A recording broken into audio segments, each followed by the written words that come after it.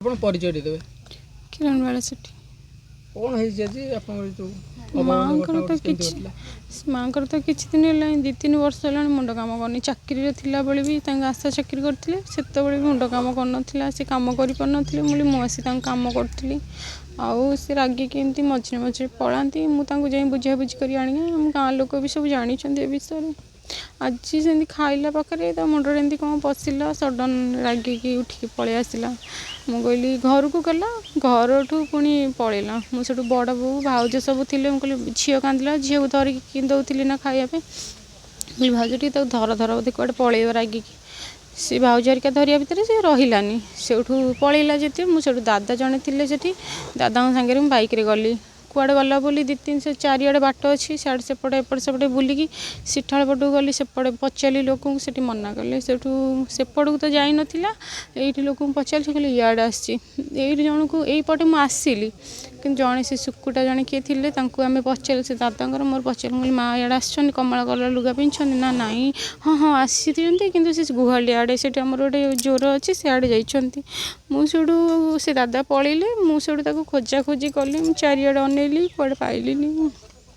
ସେ ଗାଈ ଚରଉଥିଲେ, ତାଙ୍କୁ ପଚାରିଲି, ମୁଁ କହିଲି ମା ଇଆଡ଼େ ଆସିଛି କି? ସେ କହିଲେ ନାହିଁ ଆମେ ଦେଖିନୁ, ସେପଟେ ବି ଗୋଟେ ଗାଡ଼ିଆଟେ ଅଛି। ମୋର ମନରେ ଗୋଟେ ପାପ ଛୁଇଁଲା, ମୁଁ କହିଲି ସେଠିକି ଯାଇଛି କି କ'ଣ, ତାଙ୍କୁ ସେଠି ବି ପଚାରିଲି, ସେ ମନା କଲେ। କିଛି ବାଟ ନ ପାଇ ମୁଁ ଯୋଉଠୁ ମୁଁ କହିଲି କାଳେ ଘରକୁ ପଳେଇଥିବ, ମନ ବୁଝି ଯାଇଥିବ, କାଳେ ଘରକୁ ପଳେଇଥିବ। ଫୋନ୍ ବି ଆଣିନଥିଲି, ମୁଁ ପଳେଇ ଆସିଥିଲି। ଏଣୁ ଘରକୁ ଯାଇକି ବସିଛି ତ ସାଙ୍ଗେ ସାଙ୍ଗେ ଫୋନ୍ କଲା, ମା ଏମିତି କାମ କରିଦେଇଛନ୍ତି। କେତେବେଳେ ଜାଣିଲେ ସବୁ କଥା? ସେଇ ତ ଘଣ୍ଟାଏ ଭିତରେ କଥା। ମୁଁ ଖୋଜାଖୋଜି କରିଛି, ମିନିମମ୍ ଅଧଘଣ୍ଟା ପରେ ଖୋଜିଛି। ମୁଁ ତ ଟାଇମ୍ ଦେଖିନି, ଫୋନ୍ ଆଣିନଥିଲି ନା। ସ୍କୁଲ ଯେତେବେଳେ ମାନେ ରିସେସ୍ ହେଲା, ଆମେ ଯେତେବେଳେ ଖାଉଥିଲୁ, ଆମେ ଭାଉଜ ମୁଁ ସେ 3 ଜଣ ଯାକ ଖାଉଥିଲୁ, ତ ସଡ଼ନ୍ ଉଠିକି ପଳେଇ ଆସିଲା। କିଛି ଯୁକ୍ତି ତର୍କ ହେଇନି, କିଛି ନାହିଁ। ତାଙ୍କ ନାଁ କ'ଣ, କେତେ ବୟସ? ତାକୁ 63 ବର୍ଷ, ଜେମାମଣି ସେଠି ତା ନାଁ। ମୁଁ ଜୟନ୍ତୀ ସେଠି ମରିଛନ୍ତି ଯିଏ, ମୁଁ ତାଙ୍କର ପୁତୁରା ବୋହୂ, ସାଇ ପଡ଼ିଶାର ପୁତୁରା ବୋହୂ। ସିଏ ତ ଜେମାମଣି ସେଠି ତ ବରିଶଣର, କିନ୍ତୁ ସେ ପଳେଇ ଆସିଥିଲେ ଯେତେବେଳେ ଘରୁ ପଳେଇ ଆସନ୍ତି, ତାଙ୍କର ଟିକେ ମୁଣ୍ଡ ବ୍ୟତିକ୍ରମ ଥିଲା। ସେ ପଳେଇ ଆସନ୍ତି କୁଆଡ଼େ ବାଉଳାରେ ପଳେଇ ଯାଆନ୍ତି। ଆସିଛନ୍ତି ଭାରି ତ ଆସିକି ଆମ ଗାଁ ଡେଇଁକି ଆଉ ଗୋଟେ ଗାଁ ମେଳ, ଘଣ୍ଟା ଗାଡ଼ିଆ ମେଳକ, ସେଇଠି ଏମିତି କରିଛନ୍ତି କାମ। କେତେବେଳେ ଆସିଥିଲେ ଆପଣ? ଘଟଣା କେମିତି? 2ଟା ବେଳେ ଆସିଥିଲେ ଭାରି। ଆମେ ଅଧଘଣ୍ଟା ବି ତାଙ୍କୁ ଖୋଜାଖୋଜି କରିଥିଲେ, ତାଙ୍କ ଝିଅ। ତାପରେ ଅଧଘଣ୍ଟା ପରେ ଏ ଗାଁରୁ ଫୋନ୍ ଗଲା ଯେ ସେ ଏମିତି କାମ କରିଛନ୍ତି। ଯେତେବେଳେ ଆପଣ ଦେଖିଲେ ସ୍ଥିତି କ'ଣ କେମିତି ଥିଲା? ସେମିତି ଗଛର ମାନେ ଲଟିକି ଥିଲେ। ଆମେ ଛଡ଼ିବାକୁ ଚେଷ୍ଟା କଲା ପରେ ଗାଁ ଲୋକ କହିଲେ ନାଇଁ ଥାଉ, ଆମେ ପୋଲିସକୁ ଡାକିଛୁ, ତାପରେ ଖୋଲାଖୋଲି ହେବ। ଏମିତି ଯେଉଁ ଅଭାବନୀୟ ଘଟଣା ଘଟିଲା, କାହିଁକି କରିଛନ୍ତି ବୋଲି କହିପାରିବେ? ନାଇଁ କିଛି ସେମିତି ଅସୁବିଧା ବି ନାହିଁ। ମୁଁ ତାଙ୍କ ସାଇ ପଡ଼ିଶା ଲୋକ, ମୁଁ ତାଙ୍କ ବୋହୂ ବି, ମୁଁ ବି ତାଙ୍କ ପାଖରେ ସବୁବେଳେ ଚଳୁଛି। ସେମିତି କିଛି ବି ଅସୁବିଧା ହେଇନଥିଲା ତାଙ୍କର। ଆଗରୁ କେବେ ଏମିତି? ନାଇଁ ଆଗରୁ କ'ଣ, ସେ ଟିକେ ମୁଣ୍ଡ ଏପଟ ସେପଟ ହୁଏ, ଯୁଆଡ଼େ ଆମେ ପଠାଉ ଆଉ ଗୋଟେ ଜାଗାରୁ ଆଉ ଗୋଟେ ଜାଗାକୁ ପଳାନ୍ତି, ଏମିତି ହୁଏ। ଜ୍ୟୋତିରଞ୍ଜନ ମହାନ୍ତି, ସାଂସଦଙ୍କ ପ୍ରତିନିଧି, ନିଆଳି ବ୍ଲକ। ଆଜି ଯେଉଁ ଅଭାବନୀୟ ଘଟଣା ଘଟିଛି, ଆପଣ ଏଠି ମଧ୍ୟ ଉପସ୍ଥିତ ଅଛନ୍ତି, କେମିତି ଦେଖୁଛନ୍ତି? ନିଶ୍ଚିତ ଭାବରେ ଦେଖନ୍ତୁ, ଆମ ବରିଷ୍ଠ ଗ୍ରାମର ସେ ଜେମାମଣି ସେଠି, ସେ ପୂର୍ବରୁ ଆଶାକର୍ମୀ ଭାବରେ କାମ କରୁଥିଲେ। ତେଣୁ ସବୁବେଳେ ସେ ସମାଜର ହିତରେ ଆସିଥିଲେ, ସମସ୍ତ ଜନସାଧାରଣ ପାଇଁ ସେ କାମ କରନ୍ତି। ଜଣେ ଭଲ ମହିଳା ସେ ଥିଲେ। ତେଣୁ କ'ଣ ପାଇଁ ଆଜି ସେ ଏଭଳି ପଦକ୍ଷେପ ନେଲେ, ଆମେ ତ ସମସ୍ତେ ଆଶ୍ଚର୍ଯ୍ୟ ଏବଂ ଦୁଃଖିତ। ଯାହା ତାଙ୍କର ବିଗତ ଦିନରେ ସେ ଅଞ୍ଚଳ ପାଇଁ ଯେଉଁ କାମ କରିଛନ୍ତି, ଆଜି ସମସ୍ତେ ମନ ଦୁଃଖରେ ଅଛନ୍ତି। ବର୍ତ୍ତମାନ ପୋଲିସ ପହଞ୍ଚିଛନ୍ତି, ତାଙ୍କୁ ହ୍ୟାଙ୍ଗିଂ ଅବସ୍ଥାରେ ସମସ୍ତେ ଦେଖିଲେ। ପୋଲିସ ବର୍ତ୍ତମାନ ପହଞ୍ଚି ତାଙ୍କୁ ବ୍ୟବଚ୍ଛେଦ ପାଇଁ ବନ୍ଦୋବସ୍ତ କରାହେଉଛି। ଆପଣ କେତେବେଳେ ଖବର ପାଇଲେ, କେତେବେଳେ ଆସି ପହଞ୍ଚିଲେ, ଦେଖିଲା ବେଳକୁ କ'ଣ କେମିତି ସ୍ଥିତି ଥିଲା? ଯେଉଁ ସମୟରେ ଲୋକ ଦେଖିଲେ, ବରଗୁଡ଼ି ତ ମେଳକ, କଣ୍ଟାଗାଡ଼ିଆ ମେଳକ ଗାଁରେ ପିଲାମାନେ ଦେଖିଲେ, ସାଙ୍ଗେ ସାଙ୍ଗେ ମୋତେ ଫୋନ୍ କଲେ, ପୋଲିସକୁ ମଧ୍ୟ ଫୋନ୍ କରିଥିଲେ। ତେଣୁ ମୁଁ ତୁରନ୍ତ 10 ମିନିଟ୍ ଭିତରେ ଆସି ପହଞ୍ଚିଥିଲି କ'ଣ ହେଇଛି ବୋଲି।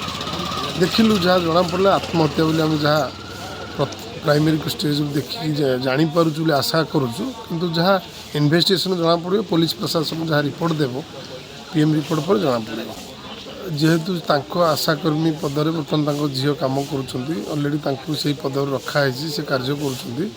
ତେଣୁ ସରକାରଙ୍କ ତରଫରୁ ଯଦି କିଛି ସାହାଯ୍ୟ ହେଇପାରିବ, ଆମେ ବି ସେଥିରେ ନିଶ୍ଚିତ ଭାବରେ ସାହାଯ୍ୟ କରିବା ପାଇଁ ଆଗ୍ରହ ପ୍ରକାଶ କରିବୁ। ଆମେ ମଧ୍ୟ ବ୍ୟକ୍ତିଗତ ଯାହା ସାହାଯ୍ୟ କରିବା କଥା ତାଙ୍କ ପରିବାର ପ୍ରତି କରିବୁ। ତେଣୁ ଏଇଭଳି ଏକ ଦୁଃଖଦ ସମୟରେ ଆମେ ବି ତାଙ୍କର ଯେଉଁ ଅପୂରଣୀୟ କ୍ଷତି ହେଇଛି, ଆମେ କ'ଣ ସାହାଯ୍ୟ କରିପାରିବୁ?